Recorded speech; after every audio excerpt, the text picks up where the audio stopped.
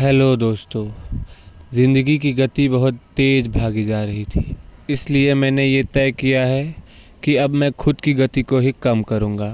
तो मैं सुबह निकल पड़ा अपनी मंजिल की तलाश में। फिर मैं सोचा चल के जूस पी लूँ। जूस पी के मुझे ऐसा लगा कि ये तो मेरी ज़िंदगी की तरह है, एकदम फीकी सी।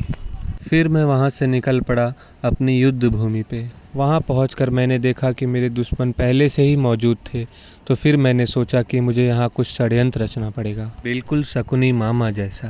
फिर मैं वहाँ से निकल कर देखा कि युद्ध भूमि पर महाभारत पहले ही छिड़ चुकी थी। फिर मैंने सोचा कि मुझे इन लोगों से क्या करना है। तो फिर मैं वहाँ से निकल गया अपना पेट पूजा करने। फिर मैं अपने 56 भोग निकाल कर बैठ गया खाने। 56 भोग को ख़त्म करने के बाद मैं फिर निकल गया अपनी युद्ध भूमि पर।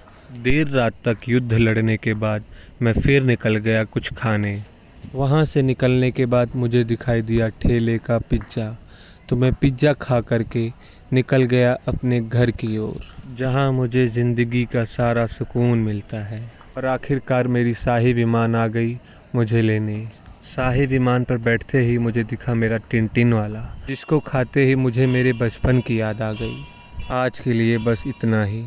आपसे मिलता हूँ अगले व्लॉग में। तब तक के लिए नमस्कार।